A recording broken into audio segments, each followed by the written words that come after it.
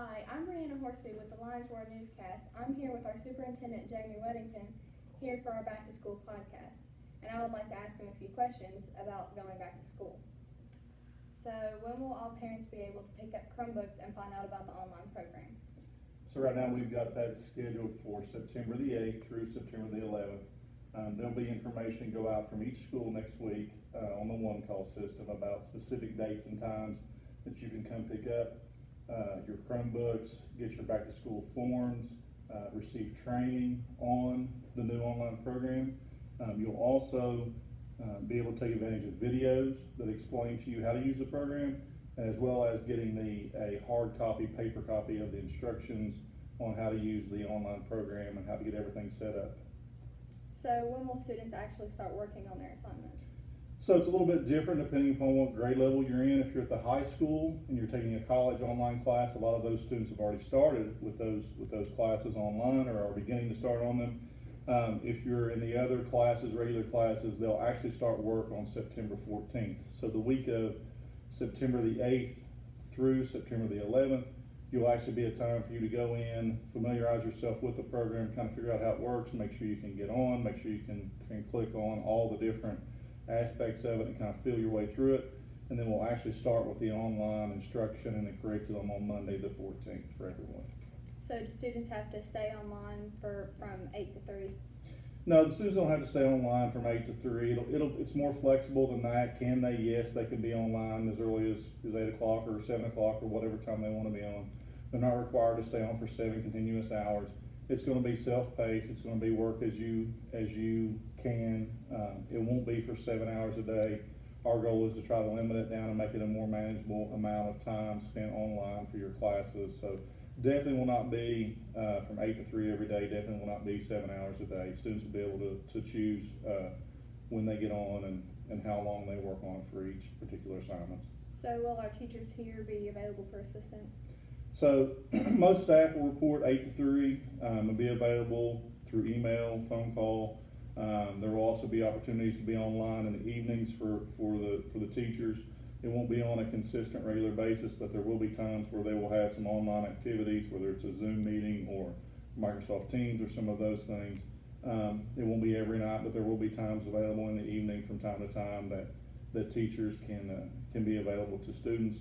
Also, we'll look to, as we get going, we'll look to bring in small groups of students. We'll start with probably at the high school level, our vocational classes, and give students in small groups the opportunity to come in and work in welding, carpentry, health science, those type of classes in small groups of say 5 to 6, wearing a mask and those type of things, because we realize that to learn to weld, you have to be there and put the stick to metal and learn all those things. So we'll have small groups where parents can bring their kids in for a small section of time and pick them up, or the high school students can drive in and follow some social distancing guidelines. And we'll have that all throughout all grade levels. It'll be very small groups. It'll be on Mondays, Wednesdays, and Fridays.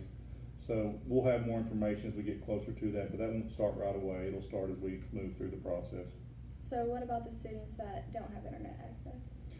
So what we're working on a couple different ideas with that.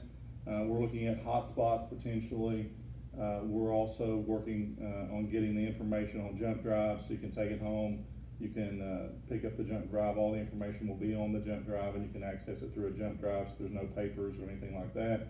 And then you'll have to return your answers and your activities and work to the school. We still haven't got all the details worked out with all of that, but that's something that will come out and that we're working on getting locked down. The best case scenario is, though, obviously for the students to have internet access or find a place to have internet access. We're partnering with some local churches, businesses that are allowing for people to come in and use their Wi-Fi, and we'll have that list available throughout the county of places that you can go and take advantage of free Wi-Fi to complete your assignments. So if you're one of those businesses or churches that would like to allow student access, then please contact either Mr. Likens at the high school or Mr. Underwood at central office and get on that list, and we'll provide that to everyone so that they can go and take advantage of the free Wi-Fi. So we're supposed to return November 4th. Is there a possibility we will return sooner?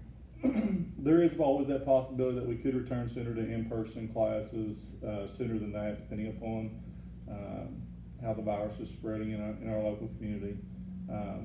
We wanted to give everyone the opportunity to plan for at least 9 weeks of instruction, but if our numbers, go down and we continue to see a decline in those people that are becoming, infected here over the next couple of weeks, then the board would potentially look at coming back sooner, the option to come back sooner to in-person instruction. We would also continue, for those that didn't feel comfortable coming back, the online program and have that available throughout the whole entire school year. So you're still gonna have a choice, you're still gonna have the option of doing online if you don't quite feel comfortable in returning.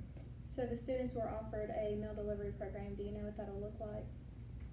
So, it'll be quite a bit different than what we had in the spring. We'll be delivering, 2 days per week. Right now, it looks like Tuesdays and Thursdays. That will start actually on September the 8th. There is a, survey online on the district webpage that if you haven't filled out yet, you need to go and fill that out. It won't be exactly like it was in the spring. You will have to sign up for it. We will have to actually see the student when we deliver the meals to them. They will have to be a student enrolled in Lewis County Schools, and this is all based on the state and federal guidelines.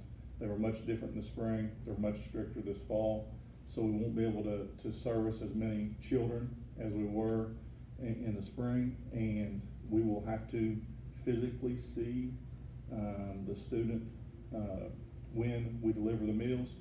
So the bus driver will actually have a list of students that they're specifically going to take meals to along their route.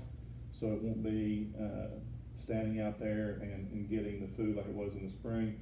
They will be specifically going to those exact houses and delivering the exact number of meals that are placed and ordered online through that online program that we've got going. If you can't sign up for it online, then you need to call the school, and the school will put the information in for you.